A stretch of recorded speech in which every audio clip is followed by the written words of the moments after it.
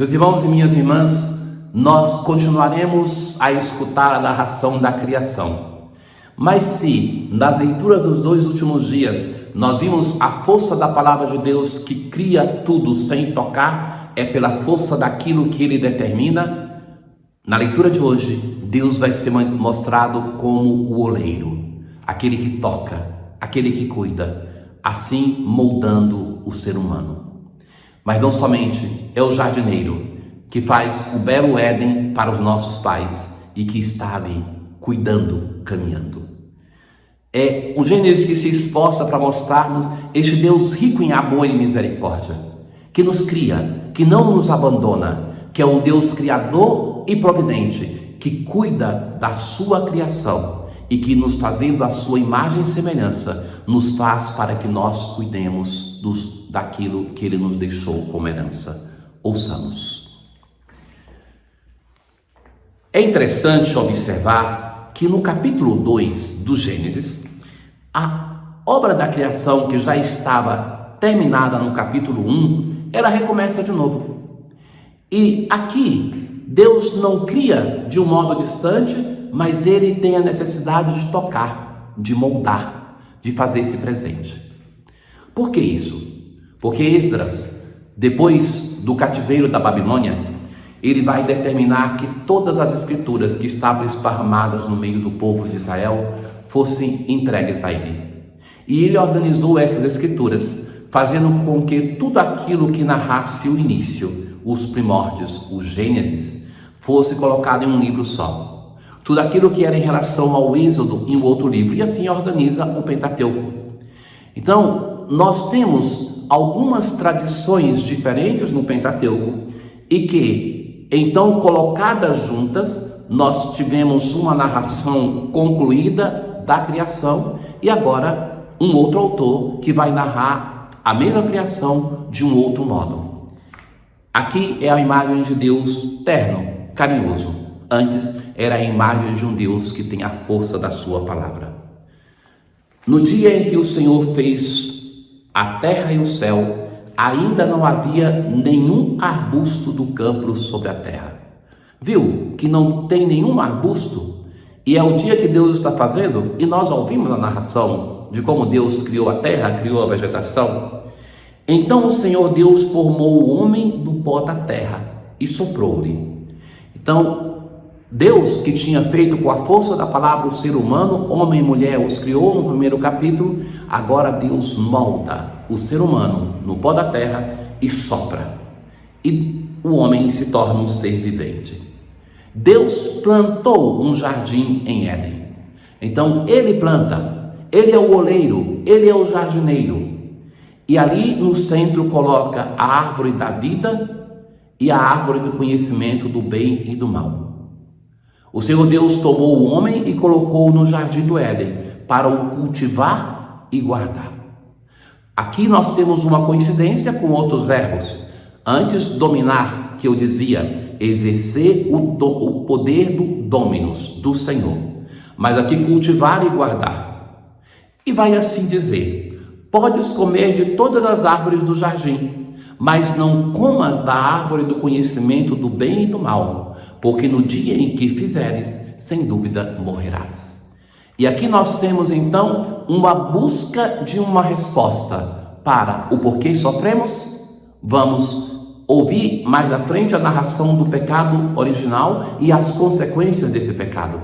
Mas que ele começa com uma advertência de um Deus misericordioso, como um pai que coloca limite. E Adão, como um imaturo, não suporta o limite. Você pode tudo menos isso, uma pequena parcela, e ele vai se interessar por aquilo que é o proibido, como uma criança que não sabe respeitar as normas do seu pai. No Salmo 103, nós assim rezamos: bendize, ó minha alma, ao Senhor. Ó meu Deus e meu Senhor, como sois grandes. Vendo a obra da criação, nós não temos, a ciência nunca deu uma resposta satisfatória para explicar a criação. É algo que não tem explicação para quem não crê em Deus. Para nós que temos o privilégio da fé, e a fé, meus irmãos, não é uma fragilidade, uma ignorância, mas para quem tem o privilégio da fé, a nossa resposta é que tudo isso que temos provém de alguém que é anterior a tudo isso, que é incriado, e que ele que fez tudo esta bela imensidão que nós não conhecemos. Todos eles, ó Senhor, de vós esperam, que ao seu tempo vós lhe deis o alimento. Todos nós, seres humanos do Senhor, esperamos a vida. Todos nós sabemos que é dele que tudo provém. Se tirais o seu respiro, eles perecem e voltam para o pó de onde vieram. Enviais o vosso Espírito e renascem, e da terra toda face renovais. É o salmo que nós cantamos na noite da vigília pascal. Na aclamação ao Evangelho de hoje, vossa palavra é a verdade, santificai-nos da verdade. Naquele tempo, Jesus chamou a multidão para perto de si. Esse gesto de Jesus de chamar a multidão denota um Jesus que está preocupado, que chama com carinho para tratar de um tema importante. E de fato, meus irmãos, é um tema tão importante que é continuação do texto de ontem. Por quê? Como Marcos nos descreveu, já que os destinatários do Evangelho de Marcos não conheciam as práticas de purificação dos judeus, então Marcos explica no seu Evangelho. E a comunidade cristã, ela tinha pessoas provenientes do judaísmo, com as suas práticas de lei de pureza e de impureza, e aqueles que vinham do paganismo, e que se encontravam na mesma celebração, em torno da mesma mesa, e que então se desentendiam por causa disso.